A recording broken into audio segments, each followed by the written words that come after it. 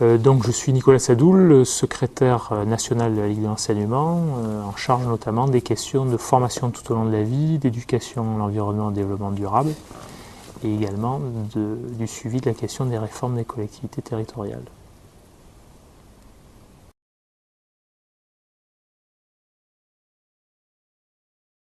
Alors la question de la rationalisation des moyens dans le cadre de cette réforme vise la disparition de la clause de compétence générale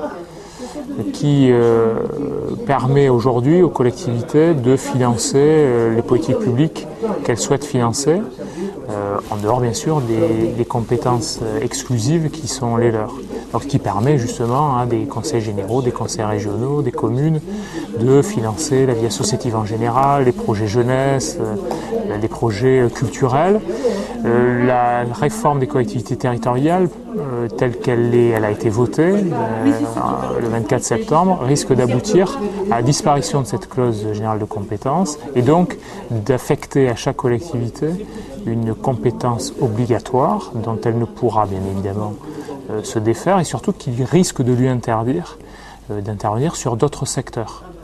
et rendant par là même difficile le financement et l'appui et le développement de ces projets et puis surtout rendant très difficile les financements croisés pour des projets complexes qui sont quand même le lot des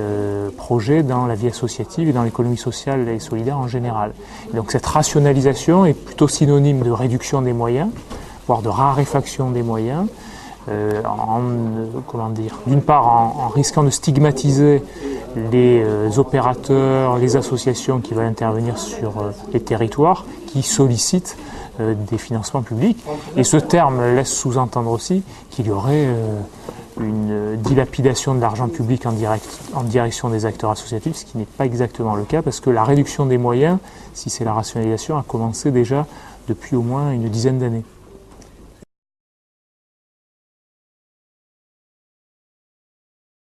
Alors, plusieurs questions se posent. D'abord, le terme de proximité qui laisse entendre que l'intérêt général s'entend mieux au plus proche des citoyens. Oui, quand il s'agit de démocratie participative, oui, quand il s'agit de permettre de mieux comprendre les questions. Non, quand il s'agit de micro-intérêts qui peuvent quelquefois déboucher sur des influences trop fortes, voire sur le clientélisme. Pour un mouvement d'éducation populaire comme celui de la Ligue de l'enseignement, la question n'est pas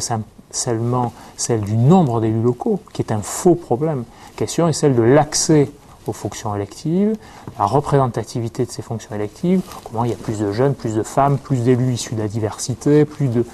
catégories socio-professionnelles plurielles représentées dans une assemblée territoriale.